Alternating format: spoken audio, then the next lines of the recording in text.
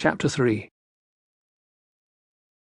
By the time Violet was 4 years old, she had learned hundreds and hundreds of different ways to slip out of the reach of the watchful eyes that minded her. 3 sharp-faced nannies, a gaggle of pompous tutors, a quick-moving mother, and an easily distracted father. Each day she would go sprinting away through the twisting and complicated corridors of the castle until she reached my quarters, for the sole purpose of hearing another story.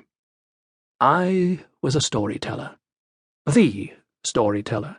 Practitioner of a revered and respected occupation in my world, with a long and mostly glorious history.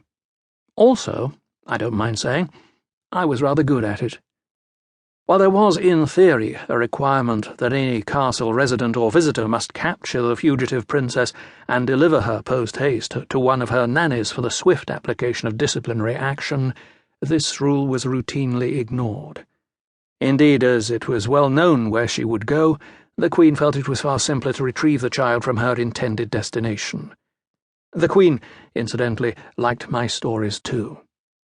By the time Violet was 6 years old, she began telling stories of her own.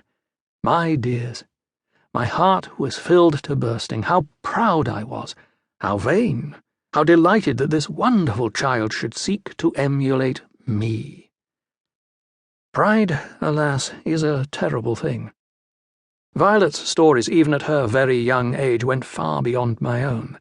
She took stories, true stories, false stories, and those of questionable intention, and turned them on their heads, shook them up and down, making them new again.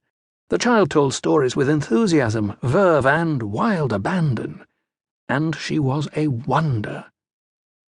"There once was a dragon," the young Violet said one night after dinner to a hushed, delighted crowd, her mismatched eyes glowing in the firelight, her untamable hair floating around her head like embers. "The largest and smartest and powerfulest dragon in all our mirrored world."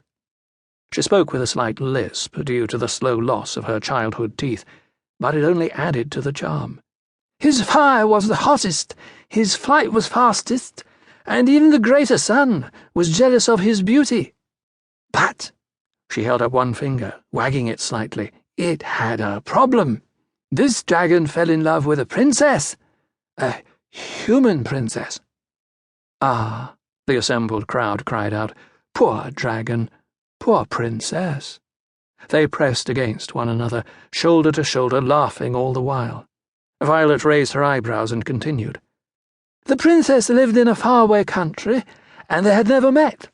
Dragons, you see, can spy halfway across the world if they choose to, and can fly from one end of the mirrored sky and back again in less than a day. But they usually don't." She pursed her lips. "Dragons are terribly lazy." The listeners chuckled and sighed. That child, they thought, that magic child. "But this dragon," Violet continued, "was not lazy at all. It was in love. It didn't eat or sleep. It just sat on top of a mountain, its shiny tail curled around the peak, its black eyes searching the world for its love." "All the time?" I asked incredulously. "Surely it must have had other hobbies." "Well," Violet allowed, "sometimes it enjoyed throwing snowballs at the head of the mountain king." The crowd laughed. She cocked her head conspiratorially and raised one eyebrow. "It had perfect aim, and when the dragon passed gas, it made sure to point its rump right toward the mountain king's gardens." The crowd roared. Violet leaned in. "They say the stink can last for 100 years, she whispered. "Tell us about the dragon's lady-love," a young man said. "Oh, she was an ugly thing," the princess assured us. "She had moles in the shape of horny toads across her cheeks, and a crooked nose, and even crookeder teeth. Her smile was too big, and her eyes were too small, and her feet were of differing sizes. But the dragon loved her anyway. It loved her, and loved her, and loved her some more.